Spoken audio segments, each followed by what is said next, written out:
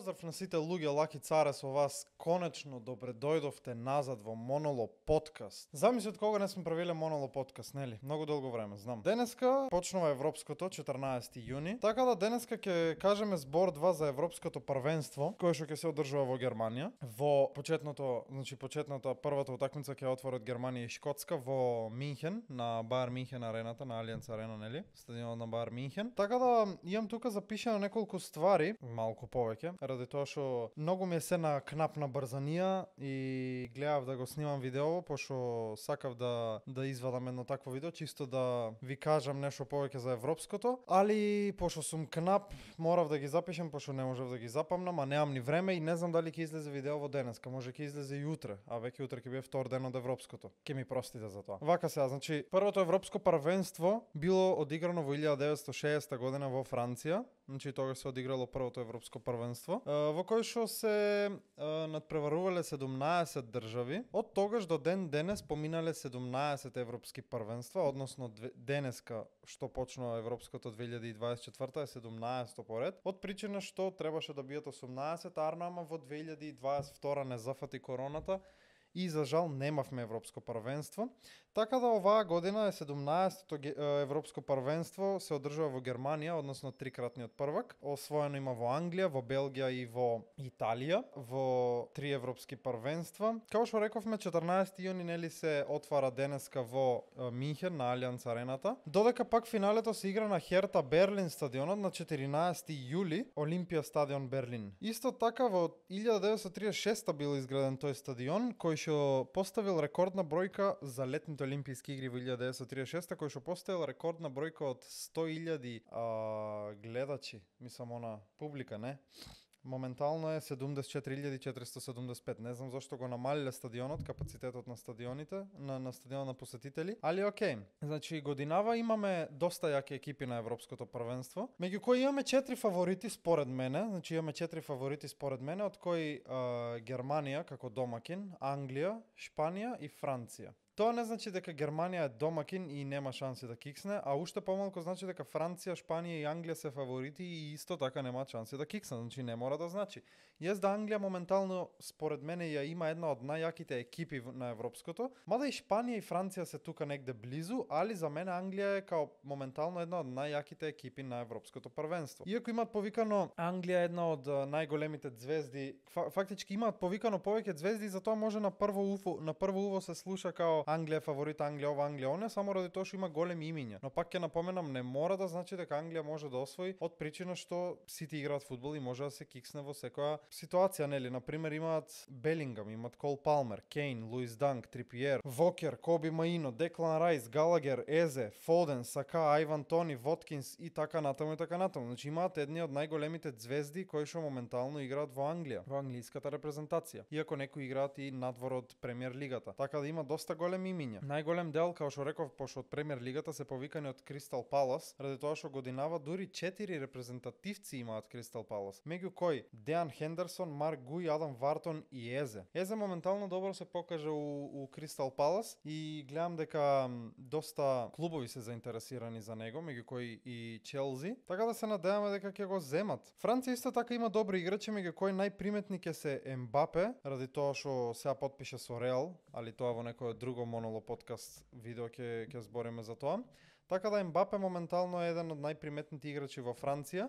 Исто така има и други играчи кои што се освојувачи на трофејот оваа година на Лига шампиони со Реал Мадрид, односно Камавинга и Чуамени. Исто така се тука Павард, Упамекано, Конате, Салиба, Енголо Канте, да не го забораваме, кој што иако игра во Саудиска Арабија, доста добри резултати покажа. Моментално пред 4 дена кога го игра првиот пријателски надпревар Франција, кога го играше, Енголо Канте после 4 години играње за репрезентацијата одигра како да не испуштил ниту еден меч. Значи буквално 90% од пасовите беа точни негови. 90% на теренот го имаше само само него. Буквално истиот Енголо Канте кој што беше пред 4 години. Иако веќе има над 30 години, се уште не се откажува, ала Алмувера. Исто така тука ги имаме Салиба, Дембеле, Коло Муани, Турам, Баркола, Жиру. Значи Коло Муани е искрено добар играч, не за џабе го зема во ПСЖ од Айнтрахт Франкфурт. Мислам дека за Айнтрахт Франкфурт играше. Чекај да видам. Сега ме фати Рандал Коло Муани.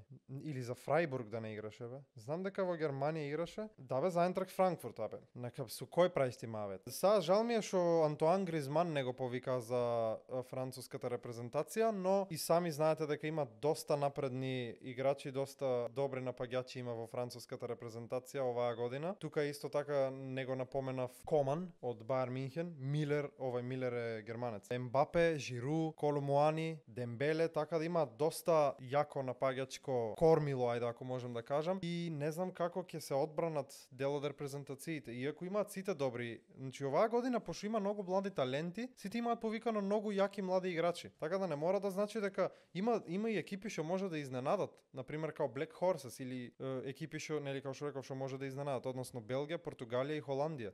Исто имаат многу добри играчи. За Белгија тука се Де Брујне, тука е Лукаку, тука е Тибо Куртоа. А усвари не Куртоа, мислам дека ќе пропушти европското оваа година, пошто нели ради повредата, ама не знам, гледам се врати во Реал Мадрид, ќе видиме. Имаме тука за Шпанија, гледам доста играчи предобри кои што се Карвахал, Начо, Кукурелја, кој што оваа година доста добро се покажа со Челзи. Искрено добри резултати покажа, значи блокирани топки, блокирани шанси, офсайд замки. Искрено заслужи да го викнат во репрезентацијата. Тука исто така Родри, Фабиан Руис, Нико Вилијанс, кој што оваа година му помогна на Атлетико Билбао да го освојат купот на Шпанија. Исто така Челзи се заинтересира за Нико Вилијанс да го откупат, но набрзо заврши таа, ајде да кажам, фама, таа ситуација, тоа зборење за Челзи за Нико Вилијамс и трансферот во Челзи, ради тоа што не знам, едноставно пропадна трансферот и никој не знае зошто. Најверојатно Нико Вилијамс сака да остане во Билбао. Исто така тука е Педри, Зубименди, Феран Торес, Мората, Ламин Јамал и така натаму. Значи исто така и Шпанија имаат доста добри играчи.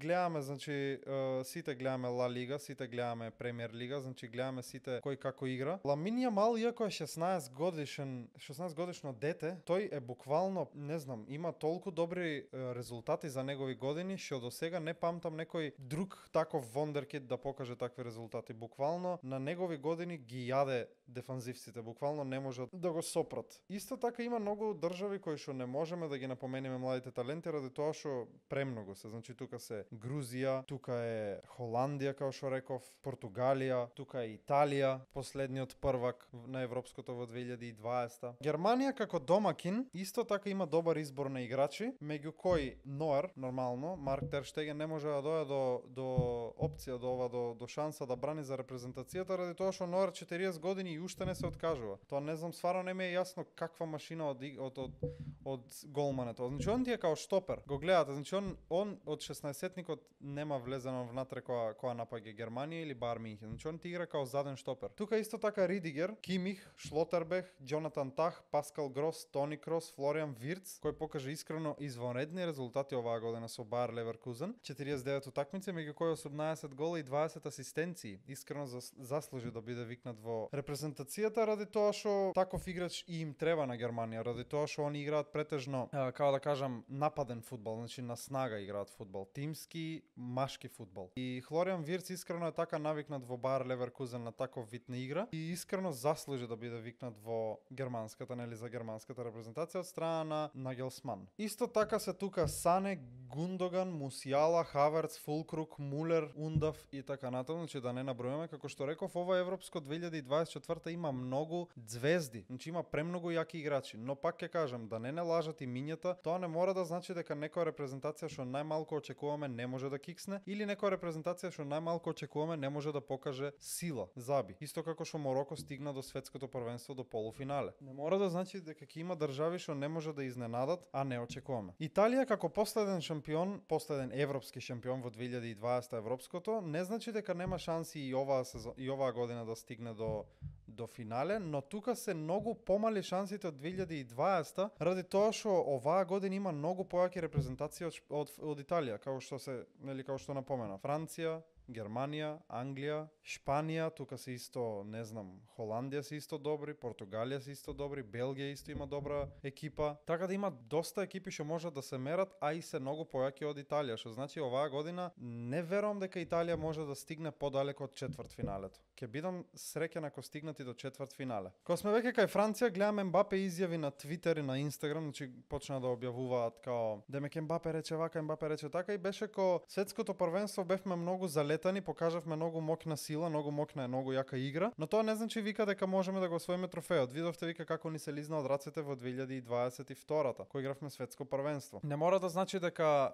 сме многу силна екипа и ќе го освоиме трофеот. Така да треба да се озбилиме и треба да се зајакнеме максимум да ги потполниме грешките што ги направивме во 2022. Така да Ембапе со таква изјава излезе за европското првенство, додека пак Милер како домакин на ова европско првенство изјави дека Германија се толку моќна репрезентација што од мали нозе ги учат да играат тимски, а не секој посебно. И ги учат на снага и на тимска игра. Затоа никој од Германија вика дека нема освоено златна топка. Баш од причина што сите играат тимски, не играат секој посебно, значи не игра секој за сам себе. И затоа имаат многу добра моќна игра, имаат многу убав фудбал за гледање. Не германската лига како лига, Бундеслигата, него германската репрезентација како селекција. Што значи Германија ќе ја гледаме како игра оваа година борбено и ќе се бори за трофеи. Значи тие имаат 3 трофеи, но последниот трофеј им е во 95-та освоен во Англија. Така да не значи дека они не се спремни за четврт европски трофеј. Као што реков, ќе гледаме многу интересен фудбал оваа година во европското 2024. Веќе кога сме при крај на ова видео, сакам да ви напоменам уште нешто, чисто као мое мислење за ова европско 2024, нели као кој ќе биде првак, кој ќе биде најдобар стрелец, најдобар играч и така натаму. Сами знаете дека има многу добри репрезентации, има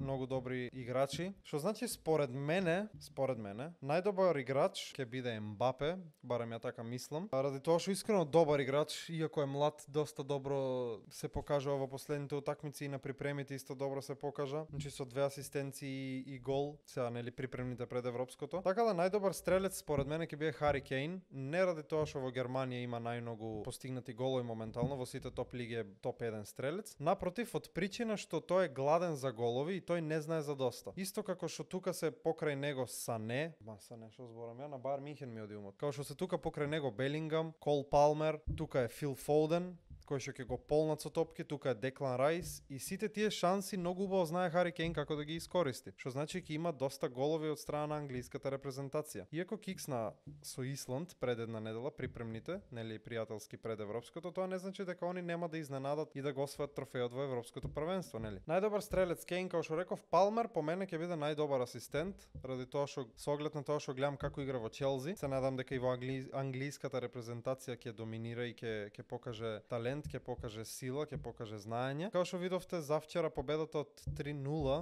Палмер постигна погодок од пенал, победата над Босна и Херцеговина. И како што реков, за првак не сум сигурен ради тоа што има многу тимови кои ќе се фаворити оваа година, али искрено ако ме прашувате мене, јас би одбрал една помеѓу Шпанија и Англија. Дури ако дојде до финале Шпанија и Англија, што не ми се верува, али ајде да речеме дека може да дојде финале измеѓу Шпанија и Англија, мислам дека Англија ќе го освои европското. Шпанија и Англија според мене имаат Англија 98% за освојување на трофеј, а Шпанија 97%. Така да 100% никој нема да му дам ради тоа што никогаш ништо не се знае. Али според мене двајцата главни прваци за ова европско првенство, Шпанија и Англија. Тоа не значи дека Шпанија може да ја извади Франција, но ако се погодат Франција и Англија, Англија може да ја врати на Франција за светското кој што Кейн го промаши пеналот и излега од светското првенство 2022. Така да не мора да значи ништо, се е неочекувано, како што реков има многу добри играчи, ќе видиме што не очекува и останува да гледаме европско. Уживајте во европското и пишете ми во коментари кој е вашиот фаворит и што мислите за кој ќе биде најдобар стрелец, кој ќе биде првак. И ние се гледаме во нареден Моноло подкаст. Повеќе пишете ми долу за што сакате да правиме збор, за што сакате да правиме муабет во овој Моноло подкаст. Така да оставете лайк, коментирајте, субскрајбнете се, а ние се гледаме во наредно видео. Поздрав сите и чао!